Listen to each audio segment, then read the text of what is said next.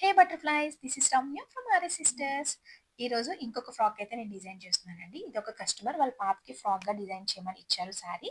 5-6 months back అనుకుంటా ఈ customer మన దగ్గర ఈ శారీ పర్చేస్ చేశారు. లెనిన్ ఫ్యాబ్రిక్‌లో వస్తుంది.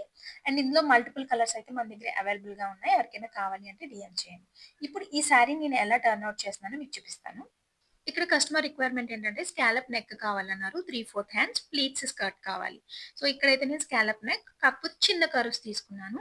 అండ్ ఆల్ ఓవర్ శారీ అంతా మనకి సేమ్ డిజైన్ ఉంది కదా! సో, ఫ్రంట్ బాడీ పార్ట్ దగ్గర ఒక్క సన్‌ఫ్లవర్ మాత్రమే సెంటర్‌లో ఉండేలా హైలైట్ చేశాను. బట్ ఎందుకో కొంచెం ప్లెయిన్‌గా ఉంది అన్నట్టు అనిపించింది రెగ్యులర్‌గా ఉన్నట్టు. సో, దాన్ని హైలైట్ చేయడం కోసం సేమ్ సెల్ఫ్ కలర్‌లో స్టోన్స్ అయితే అవుట్‌లైన్ మొత్తం ఫ్లవర్ అంతా కూడా హైలైట్ చేశాను.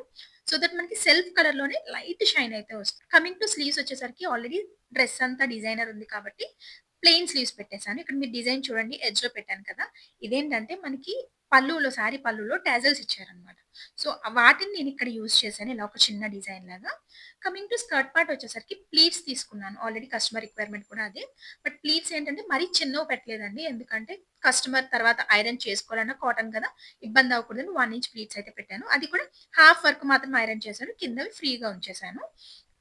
ఈ డ్రెస్‌కి మ్యాచ్ అయ్యేలా ఒక చిన్న హెయిర్ బో కూడా నేను కస్టమర్ కోసం ప్రిపేర్ చేశాను. మీకు ఈ ఫ్రాక్ ఎలా అనిపించిందో నాకు కామెంట్స్‌లో చెప్పండి. Thank you.